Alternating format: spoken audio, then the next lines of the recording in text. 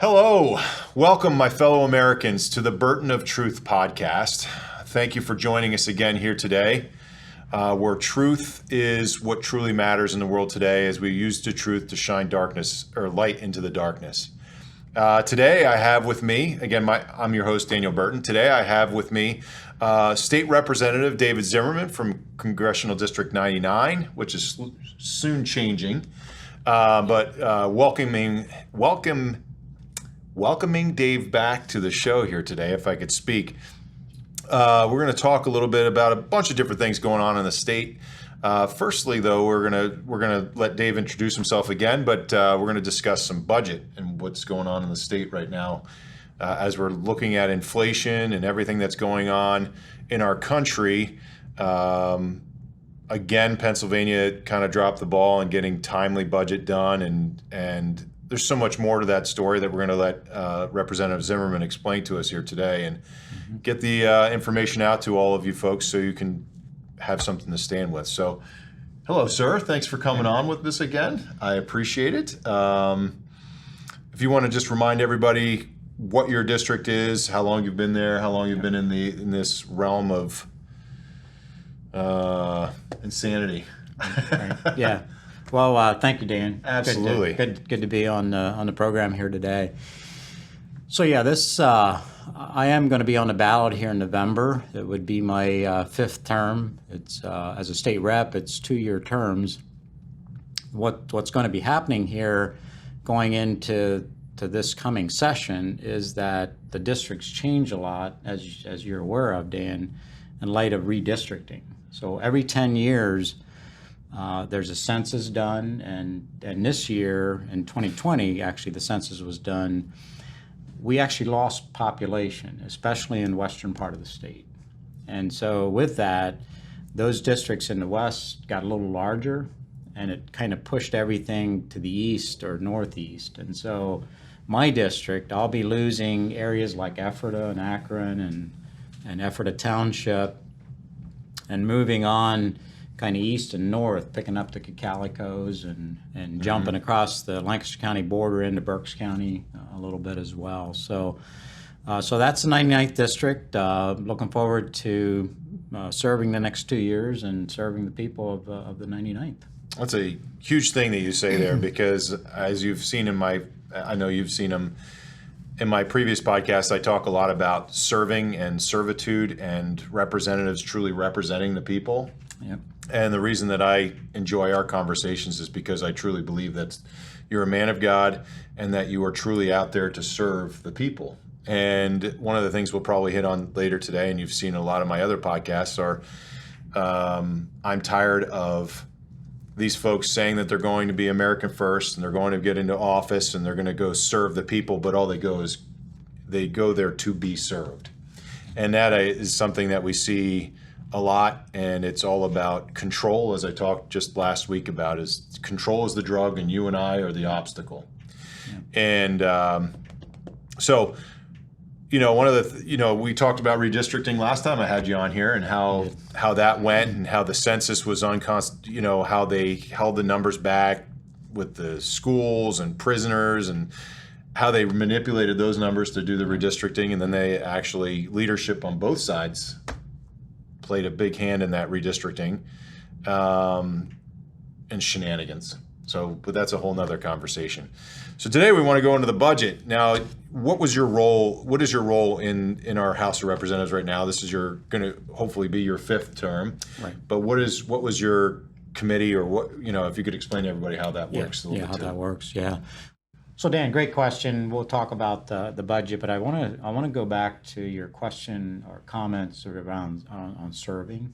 Okay. Because here's what I say all the time, and extremely important. Our founding fathers' vision was that the power remains with the people, and those that are elected become servants. Mm-hmm. And every time that's practiced, it actually works really well. And too many times in these elected positions, it's so easy for us to forget that we're here to serve, and it becomes more about individuals. So very, very important, and a very, very good question. But with that, on budget itself, we did pass a budget for this coming year. And the responsibility for a budget is really with the House of Representatives. And then the Senate needs to speak into it, the governor does, and the governor ultimately signs it into, signs that budget. And so we have to have agreements among the three chambers, or both chambers and the governor's office. But, while we're putting this whole budget together, there's an appropriations committee in the House and there's an appropriations committee in the Senate. And that's where a lot of it is processed before it's brought before the full House chamber and then, over to the Senate. And so I had served on the appropriations committee and was involved in helping put this budget together. But then, of course, as you're aware, I was stripped of that committee, and so those last number of weeks that we were putting a budget together, I was not part of that. And ultimately, then I voted no on the budget, and I can kind of get into some of those reasons and what this budget really does and how it impacts the state of Pennsylvania this coming year. So we discussed, last time I had you on, we discussed a little bit about those committees that you were no longer on. Right. Because, and it's all politics, for the most part. And it's within leadership, and we don't want to go down that path too much here today. But you said something about, forgive me, sorry about that. So you said something about your role in appropriations and the budget and how you voted against it. How many people voted against the budget this year? Yeah, so there's 20 of us that voted no. Okay. Out of 20 Republicans out of 113 Republicans and 290 Democrats. So 203 of us total. There was 20 Republicans voted no. How did the Democrats vote? They all voted for the budget. Okay. Okay. So if the Democrats are voting for something that the Republicans put together, then okay. And we have 20 Republicans actually stand up and vote against it. Now, we'll go down this in a brief second. Why did you vote no? So everybody knows, because I'm sure that they're going to come to you and say, hey, why did you vote no on this? Right. And that's a good question. And the reason I voted no is because we ended up having a significant number of federal dollars that we were able to put into this budget, and just the sheer amount of money that we're spending, and not really thinking about the next year or the next 2 years, which could be extremely difficult in light of inflation and everything else going on, and we're most likely not going to have federal dollars, over the next couple of years. So that's my main reason for voting no. For example, our budget in 2012, 2013 was $27.7 billion. This year's budget is $45.2 billion, which is a 63% increase over 10 years. Again, it's really not sustainable, and we're going to need to realize that it's not. And for example, this budget, we're spending $3 billion more than we're projected to bring in to the state. And in a year where we had all these federal dollars, we had an opportunity to actually do a balanced budget and prepare a bit more for the upcoming years. We did put $5 billion into a rainy day fund, but then we are coming up, $3 billion short of what we project to bring in. So we should have put many more dollars into a rainy day fund for next year and the following year. So just so I can try to put this into perspective. So we're $3 billion over budget, so we just wrote a check that we don't have the money for, in essence. But we're saying that $5 billion of that 45 we're putting into a rainy day fund. So we're basically $3 billion short, but we're taking $5 billion. So are they going to come back? Is this going to be total political move and just say, oh, well, we didn't come up with the tax revenue that we expected, so we can just pull it from the rainy day fund? Is that something? I'm sure that's not going to happen, I guess. Well, and you never know exactly how a year ends up. For example, this year, in light of many factors. We're actually bringing in or generating more dollars than we had projected. So every year can be different. But going forward, with all projections are that if anything, we'll come up short, and we're already budgeting to be short $3 billion. So we could be, a few more billion short if the economy kind of stays the course that it's on currently. So one of the things that this is so important for every Pennsylvanian and every American, quite frankly, and it doesn't matter Democrat or Republican, these are your tax dollars. So when your school says, oh, we got state money, that's your money. Oh, we got federal money, that's your money. Everybody seems to forget that all this money is our money. So the federal government is giving Pennsylvania a ton of money right now. We had the opportunity to actually balance a budget, unfortunately, based off of still a lot of federal money. Then we still overspent, even though we were getting a free handout, we're still overspending it. If you go back to my 2 or 3 podcasts ago when I talked about definition changes, one of the definitions we talked about was inflation, and that's everybody's talking about inflation here today. Inflation's definition from the 1960 dictionary I had was spending money you don't, overspending, dumping too much cash into the system. And so I would say, and you can correct me if I'm wrong, that you voted against this budget because you see that we're overspending money. And I've seen your voting history over the last few years, Representative, and you're usually pretty ahead of the curve. And the reason I say that is, some of these bills that you vote against, funding some of the state schools that are promoting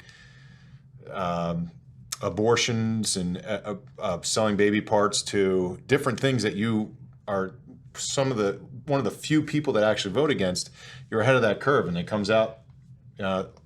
Act 77 is a very prime example. You were one of the few that voted against that. Right.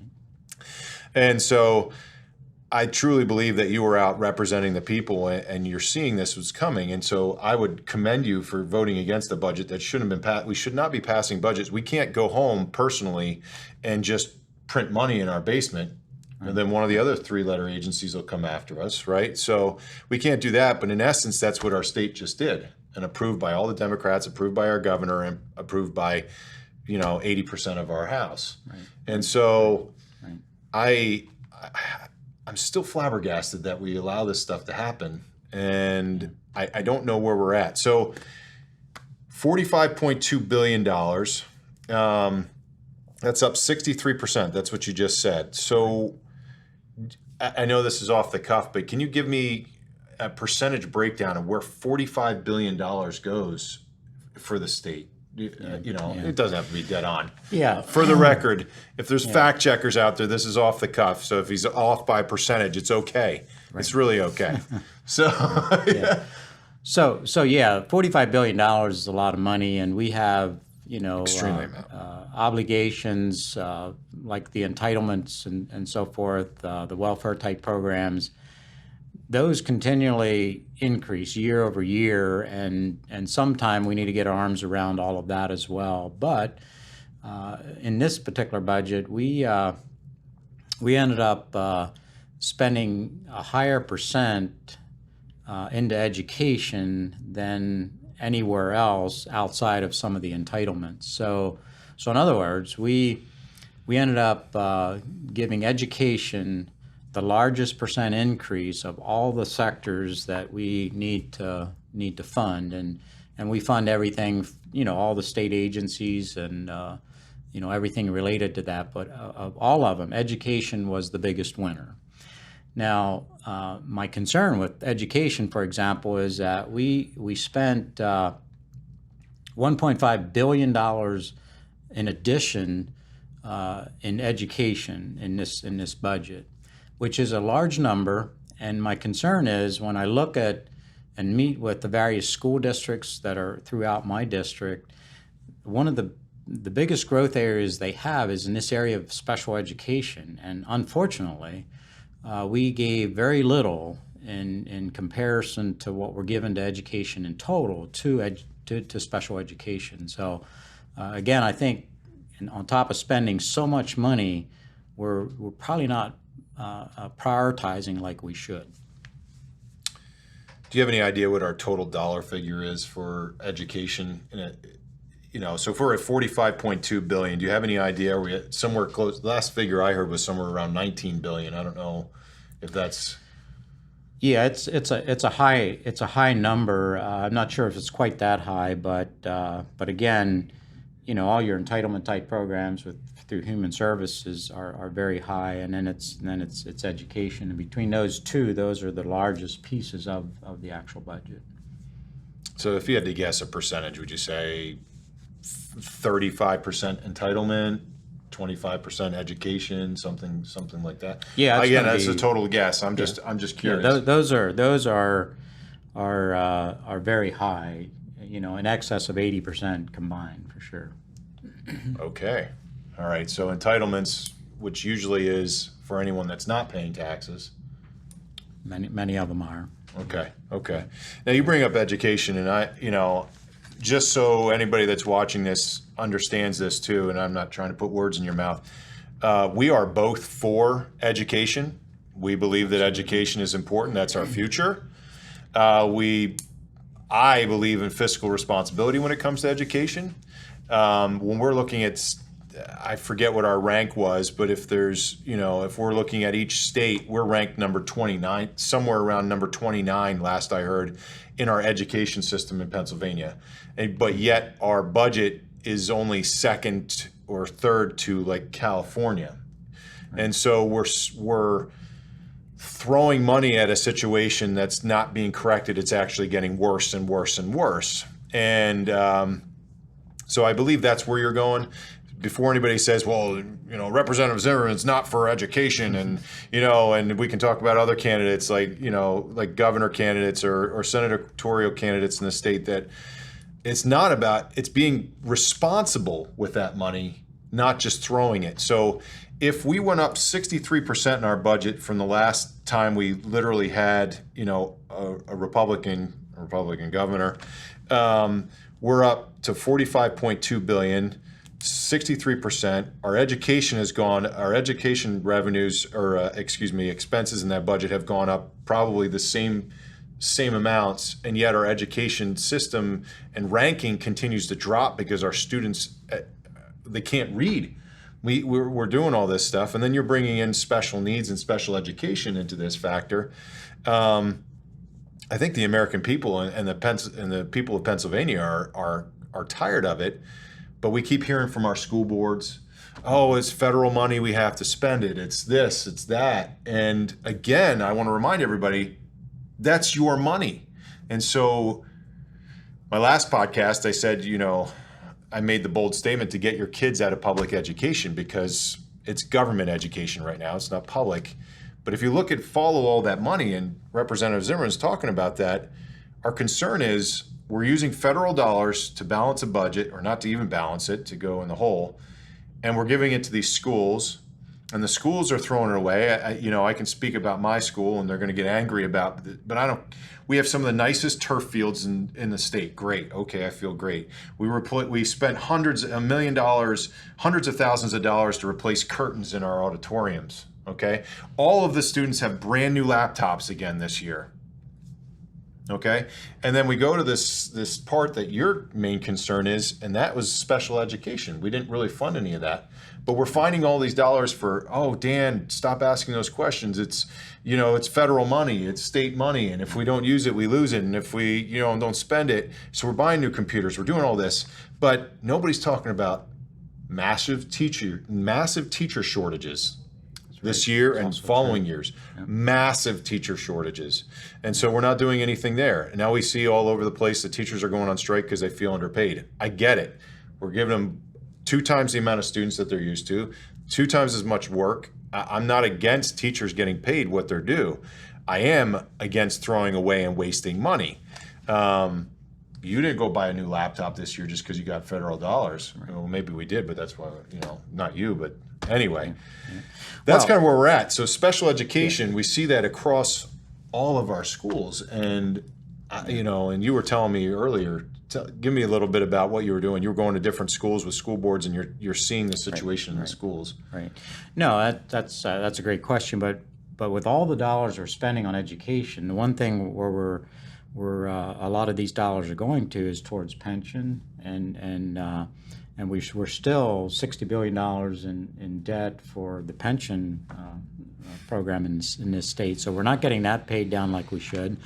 The other thing is that, property taxes end up paying, a large portion of the school needs as well. And in our areas, for sure, property taxes continue to go up year over year, and it's very concerning. We need to find a different system there as well. So with a large budget, big increase in education, we're doing little for pensions, we're doing nothing for property taxes.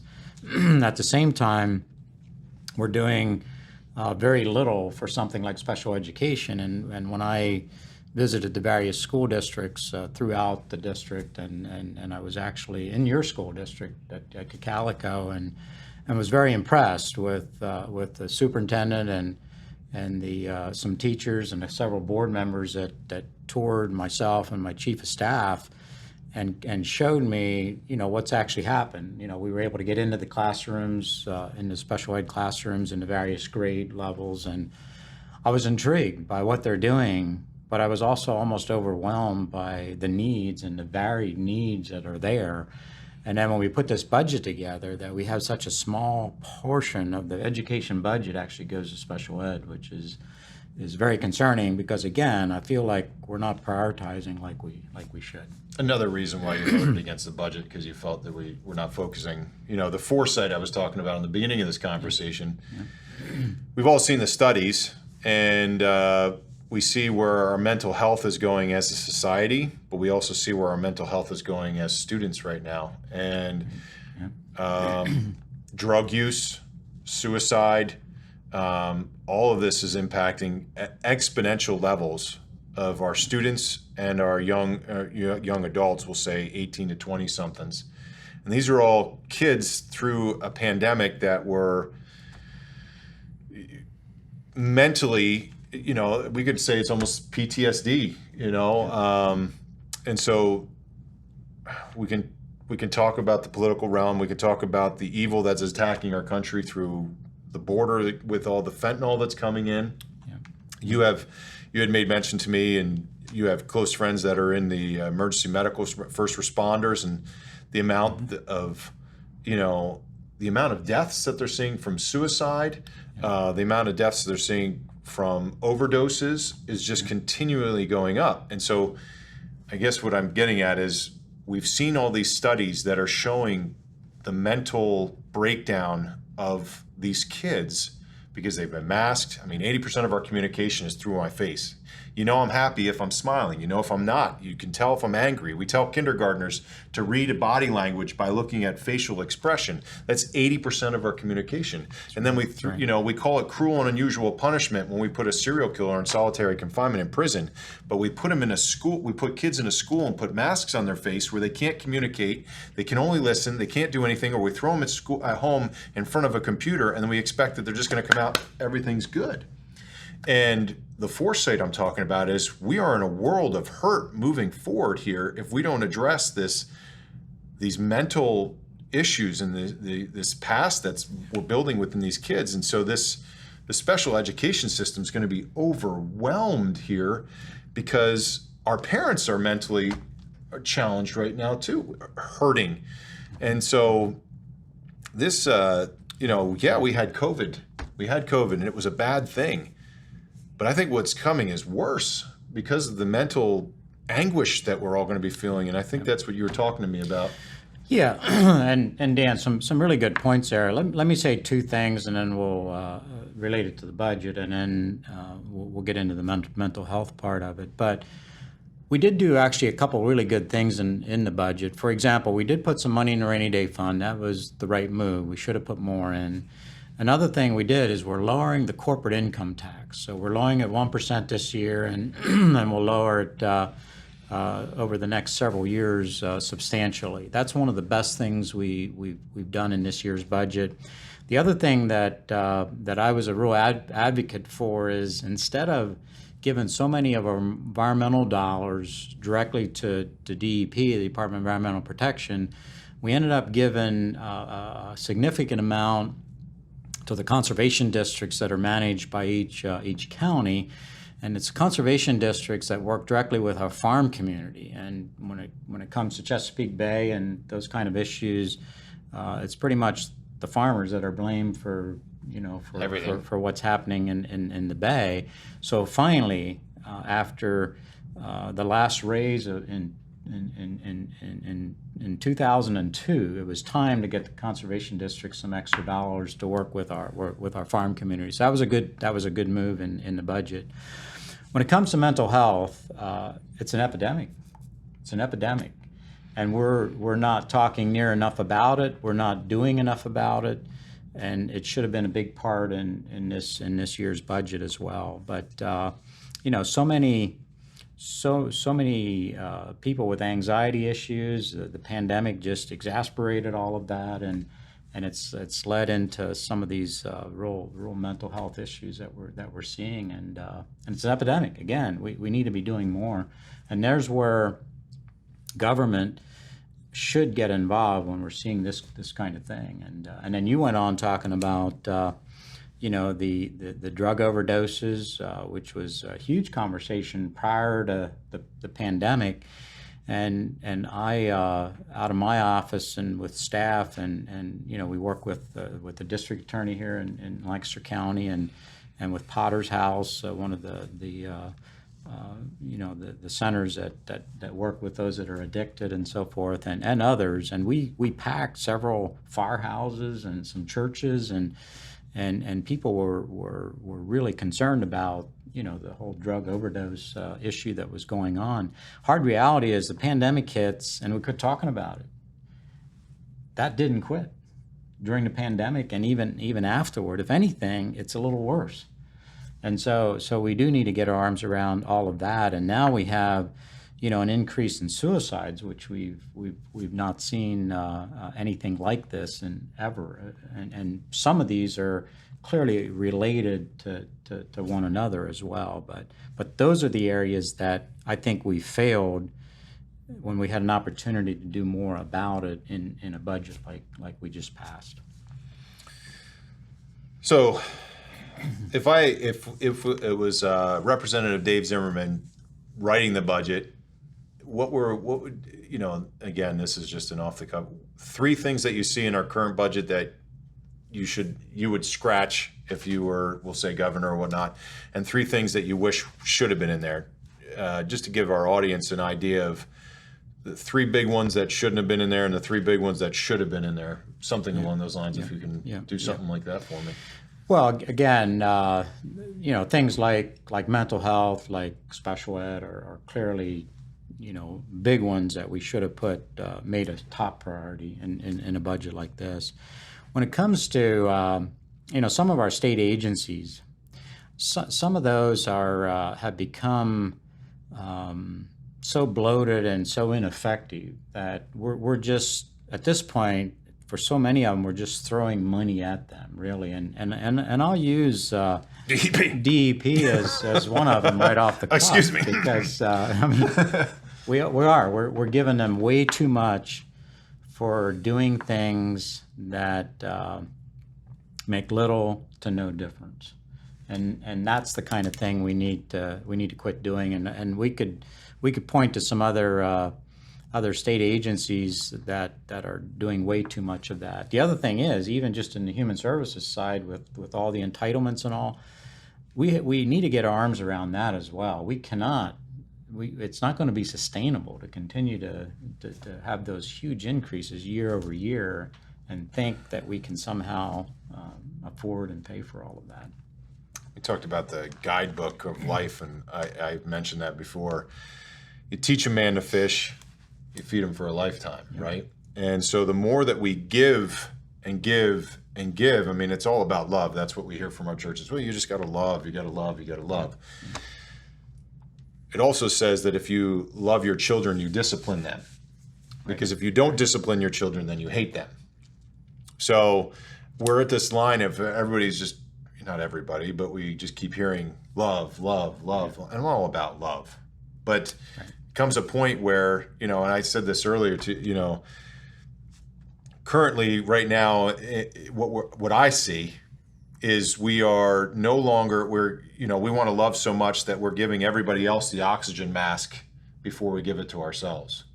Does that make sense? Mm-hmm. And so instead of making sure that we're good to be able to help everybody else around us, for example, as a state, I mean, I've mentioned this before, Pennsylvania could be one of the richest, most wealthiest, prosperous countries in the world if it was on its own. You and I have talked about that for probably a year and a half. But we can't help everybody else if we don't put our oxygen mask on first. And when I see all these entitlements, when I see how the DEP is literally controlling our electric bills now, I mean, you and I have talked about that. I don't want to get off on the. Yeah. We are suffocating ourselves to the point where we will be dead, not be able to help everybody else. And you can take that any way that you want, but you can inject that analogy in just about every piece of this conversation here today. So we hit on the budget pretty hard. Obviously, it was done late, so that, again, unconstitutional again, right? I guess. Well, yeah, I mean, that's a good point. We're obligated by law to have a budget by the end of June each year. And this year, I forget even which day in July we passed it, but within the first 2 weeks of July, we were able to get that budget passed. So we weren't way behind, but unlike the first year of Governor Wolf, where it was Christmas time before we ever got a budget passed. So we were able to get it passed in decent time at least. But again, I think we missed some opportunities in this budget that we could have addressed. So just to recap, if I heard you correctly, one would have been more special, instead of just a blanket education, which then the schools can just do what they want with, should have focused on special education and the along with that, the mental needs that we're going to start really coming up against here. Right. Throttling back maybe some of our entitlements. And then what was the last one? You had said more on the drug epidemic. We are whatever you want to call it, our fentanyl issues that we have right now that we're forgetting about. I truly believe those three are probably, from a foresight, that's the Achilles heel. If we're not taking care of our kids, if we're not taking care of, our communities, and if we're not taking care of what really needs to happen, our balancing things, I think we're in a lost space. I think the budget conversation, we could do that for probably a long time. And you and I have talked about this for probably many years, but I just wanted to finish up our conversation, if you're okay with this, a little bit on, first, I want to just have a quick conversation on RGGI, because you brought up the DEP. Sure. Right. You brought up the DEP, so RGGI is a huge one. So we didn't focus on inflation. We didn't focus on the Pennsylvania citizens. We didn't focus on any of that with our budget, even though we know inflation's coming, even though we know the costs are up across the board. We're still assuming like everything is peachy keen, and then we have RGGI out there, and RGGI is the Regional Greenhouse Gas Initiative, which I talked about previously. The reason I'm bringing that up is because it doesn't seem like that came into play with the budget either, and we're not factoring in the truth that you and I are paying 30% more at least 30% more in our electric, at least that much in our natural gas for heating our homes. We didn't factor any of that stuff in. So if you want to just give a quick correlation and definition of what RGGI is and how the DEP played into that, and why I coughed the DEP, and why you were talking about how these three-letter agencies are destroying our state too. Yeah. Well, with RGGI, which is the Greenhouse Gas Initiative, which is it's a compact between several states, and Pennsylvania is really going to be the big loser by joining that compact. And the reason being is that we're a pretty large coal producer, and RGGI really targets the coal industry. They want to shut down all the coal-fired plants, and that's what it's really all about. So Pennsylvania is going to be a huge loser by joining that. Now, the upside is that, first the downside, the governor pretty much moved ahead with RGGI without involving the legislature in any way, shape, or form. And so what that did is it right away it increased the price of electricity, because these power plants that are going to have to be mothballed here over several years, they have to be able to survive. So it's been driving the cost of electricity. Now the upside is that the judges did get a hold of it and have it on hold at the moment, but that doesn't say it's not going to still happen. But at the moment, it's on hold. But the cost still didn't go down because these Right, and the companies are cost did not go down. But here's some of the concerns. Do know this, that there's in Pennsylvania we have 30 coal-fired generation plants, and if we close those 30 generators that are generating the electricity throughout Pennsylvania, we're in big trouble if we don't find replacements. Now, the Wolf administration, they want those all replaced with wind and solar. Here's the other thing to know about it is that PJM, the electric grid that we're under, is actually based in our state. The operations of all that is actually out of King of Prussia, and it actually, this grid is from New Jersey all the way to the Mississippi River, down the river to the Gulf, wraps around Florida and up the coast. That's a grid. And so I'm down at PJM, and they have this map that looks like almost like a map that you'd see with NASA or something. And they're showing where all the electricity is coming from, the different sources, whether it's coal or nuclear or solar or wind, whatever it is, hydro, and what percents and just where they're coming from. And if a certain plant goes down, who's the backup that's going to backfill that electricity, right? So it's really organized and operates well. What was interesting, though, that day in that whole region, this whole grid, 4% of the electricity was coming from solar and wind combined. 4%. That's half the American population. If you look at it from the Mississippi, it's a huge population, no question. Yeah. 4%. Yeah. So the other grids, there's a grid. New York and New England is a grid. And then from the Mississippi River and west is a grid, except Texas. Texas is their own. So there's no electric lines run across the Red River between Oklahoma and Texas, because it's a separate grid. Yeah, it's interesting. But the point being is we cannot shut down our coal and gas-fired plants and generate enough electricity through the renewables like air, like wind and solar. We can't. We're not in a position where we can actually replace it like that. So what's going to happen is, if we continue to give these coal-fired plants deadlines on when they need to be shut down, and they move towards that, we're not replacing those fast enough, we are going to have rolling blackouts or whatever. It's all going to happen. We're not going to be able to keep up with the needs that are out there. And what's so unfortunate is we have in the coal industry, for example, it was only several years ago where we approved all these clean coal technologies. So coal is burning much, much cleaner than it ever has.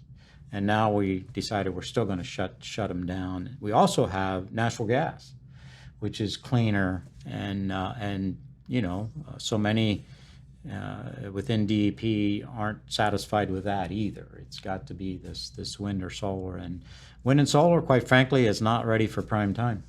We're not there. Technology is not there to support the need that's out here. So, yeah, forgive me if I'm wrong. I mean, 4% sounds like a very little number. Is that?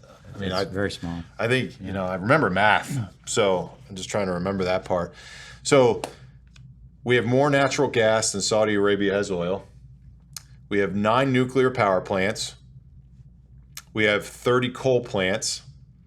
And we have windmills across this that are producing 4%. Now, when you say 4%, when you're looking at that grid, is that 4% of the electricity for that entire grid Is that all of the states combined? No, so that, yeah, all combined. So for that grid, so that, again, the grid, our grid runs from New Jersey through and all of Pennsylvania, straight west to the Mississippi River, down the river to the Gulf, wraps around Florida and back up. That's one grid. So the 4% that was being utilized that day would have been for that whole region for that day. So, okay, yeah, so let me rephrase. So that's every solar panel, every windmill, all of those things combined in that entire grid as well. That's correct. So that, okay, so when we're driving up Route 81 and we see 5 windmills over on the mount, okay. Yeah. I heard a staggering statistic and I researched myself. Those windmills cost $3 million a piece. $3 million. I don't know how much electricity they produce in order to just, if you're in business, I know you are, you know, that's the problem with a lot of these politicians. They've never been in business, never wrote paychecks out to anybody. We're writing checks for $3 million for a windmill that will probably never have a return on its own investment. I don't know how much electricity a windmill can make. Yeah, well, it makes $3 million worth of electricity. And if I could just interject, so many of the solar and wind projects, the only way they can even afford them up front is because of grants, state grants. Because we printed money. Fantastic. Well, that's some more good news. So yeah. I like to thank you for updating us on Reggie there. You know, the only other piece that we didn't talk was the carbon emissions. Is that the other issue that we're seeing with these coal plants? That's why the price is going up, because they're getting charged more per ton or taxed. Right. So that was the other part of it. Okay. All right. Yeah. All right. So, I want to try to finish this out with giving us a plan forward, because too often we can sit here and talk and be pessimistic. You know, I want to be optimistic. I know the storm is on the horizon. I know a lot of you feel it. I know you see it. I mean, we know it as Americans. We see what's happening to our bank accounts. We see what's happening to our country. I want to try to give you some ideas of what we can do. And last show I said we need to make our families stronger. Mm-hmm. We need to start with our families. We need to make sure our communities are strong. So we need to make sure we're preparing. And we pray that nothing happens, but we need to prepare. We also need to get folks like Representative Zimmerman in office to truly represent us, because it is a government of the people, for the people, to go serve. And so when you're out in your local, you know, you can go do this yourself. And one of the things that we're seeing right now, and one of the things that upsets me greatly, is just wait till the next election, and once we take back the House, we can do these things. And I can go down that path, and how I'm so upset with these chickens down there. They can do something right now. What you need to do is find those folks locally to you. Find them, or become one yourself. You are given a gift by God. Everybody's gift is a little bit different, but you are perfectly and wonderfully made. Do not get to those pearly gates, and when the Lord asks you what you did with the gifts he gave you, have a look of disappointment on the Lord's face, because you didn't use those gifts. You have a gift, to go out and use it. And some of your gifts is being a warrior. Some of them can be out and represent people. Some of you can go out and grow food. Some of you can go out and make quilts. Whatever it might be, make sure that you are fulfilling that gift to your fullest extent, because that makes your family stronger, that makes your church stronger, that makes your community stronger. And through that strength, this country will persevere.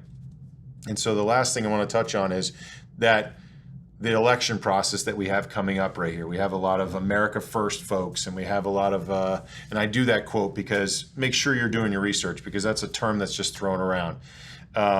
Make sure they are truly going to serve, not to be served. And through that, we have, you know, this election is pretty important. You know, Pennsylvania is not really doing anything as a legislature right now, even though we hold the House and the Senate. I say we, Republicans. We can talk a lot about that, what's happening there, but we have reorganization is going to come after November. And that's so I'm going to let Representative Zimmerman talk on this. This is why it's so important that you find those candidates local in your community, or somebody who's just willing to stand up just outside your community, that's willing to fight for your community. We need to make sure that those folks are the ones getting into office here every time, not just when we think it really matters, because elections matter. And if we truly believe that all the time, we probably wouldn't be in the position we're in right now, quite frankly. So reorganization, if after November, I know that was a hot topic that you wanted to make sure we touched on, because that has everything to do with leadership and budget. So I'll let you speak on that. Yeah, so good point. So right, so back in May we had the primary elections, so Republican running against Republican, Democrat running against Democrat, and now we have the November election. So it's either going to be a Democrat or a Republican in each of these positions where there's where there's candidates from both parties. So very important that we get out and vote for starters. And so what will happen in the House, as it will in the Senate, right after the November elections, probably the following week or 2 weeks later, we'll be reorganizing. We'll decide on who's the leader, who's the whip, who's the speaker, in both the House and the Senate. Very, very important that we have, some true leaders that kind of, develop a plan for the upcoming sessions are 2-year sessions. They coincide with our elected terms, and so extremely important that we have a good leadership team going into next year. And then what will happen after the leaders are appointed and elected among ourselves? So in other words, Republican House members will vote for a Republican leader, a Republican speaker, a Republican whip, and the other various leadership positions. But then we also, after that happens, the leadership team actually appoints the chairman to each of the committees. So, for example, the Agriculture Committee, the Environmental Committee, the Education Committee, and the list goes on, but there'll be a chairman appointed to each one of those. And do know this, that in this election cycle, as Republicans in the House, we had 13 or 14 chairmen that did not run again. So that means there's going to be at least that many new chairmen in committee. So we have an opportunity to kind of lead the various committees, be leaders. I'm convinced we're going to be holding the majority. In light of redistricting, there was some concern we might lose the majority. I think we hold that. We might lose a few in total than we have right now, but we're still going to be in majority, which is going to be very important. But we have an opportunity to put an agenda together that is really geared towards the needs of the people throughout Pennsylvania, like we maybe never have had. And so we need to really take advantage of that and get the right leaders, the right chairman in the right positions, and we can, take this state to new heights if we just do that. I mean, everybody's flocking to Pennsylvania, or to not to Pennsylvania, to Florida and Texas because of the policies that they're putting in force, and those policies are giving the liberties and freedoms back to the people. Exactly. And that's if I hear what you're saying there, we have an absolute opportunity to do that coming up if we're able to reorganize our bureaucracies in our government right now. One thing I'll just throw in here as well is that when I'm out talking to groups and individuals throughout the district, for example, I've never seen a time when people are more concerned about where this country's heading, where our state's heading, what we're doing as elected officials, and what the priorities are. There's more questions. People are asking much more than they ever have. I'm encouraged by that because I believe people knowing and asking these questions, becoming more educated, are going to be more involved. But it comes right back to this whole area of they're concerned about where we're heading for their children's sake, for their grandchildren's sake. The idea that when you think about our ancestors coming here so desperate for freedom, and our very freedoms are what people are concerned that we're losing. It's slipping away, and so many of our politicians, it seems like it's about themselves, and somehow there's this need to control the masses like we've never seen, and that's what people are so concerned about. So I'm encouraged by these grassroots groups continuing to meet, becoming educated, getting more involved. That's what's going to make the difference. I see, communities doing that. I see churches getting involved. School districts, and Dan, that's what it's going to take. That's absolutely right. Families stepping to the plate and being involved in what this country was intended to be, and get it back to where it was, and providing individuals with these inalienable rights that come only from God, that our founding fathers was part of their vision. So that's what we need to do. That's where we need to get to. You're absolutely right. You took the words right out of my mouth, and thank you for that, because you're absolutely right. That's the optimism. That's the strength. That's the warrior fight that we need right now. We need to stand up. You need to stand up for your own freedoms, for your own liberties, for your inalienable rights. And how we do that?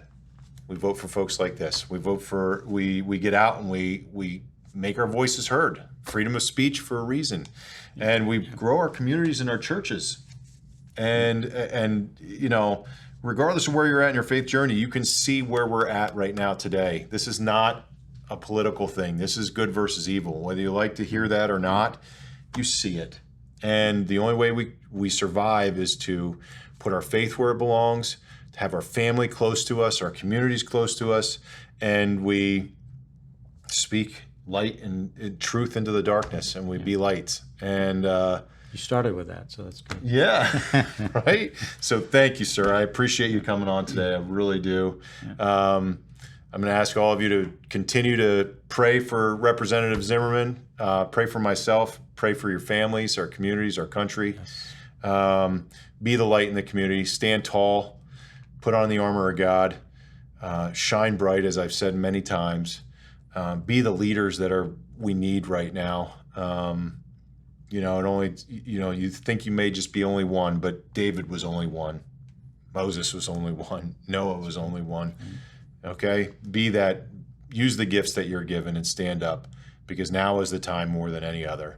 And so thank you for joining us today on the Burton of Truth. We look forward to seeing you again here in the near future. Please follow Representative Zimmerman in his battle to fight for this country and your freedoms and in mine. And we look forward to seeing you here again soon. So have a fantastic day. And remember, in everything that you do, let's figure out how to bless God again with this country and its actions. So thank you. Have a great day. Awesome.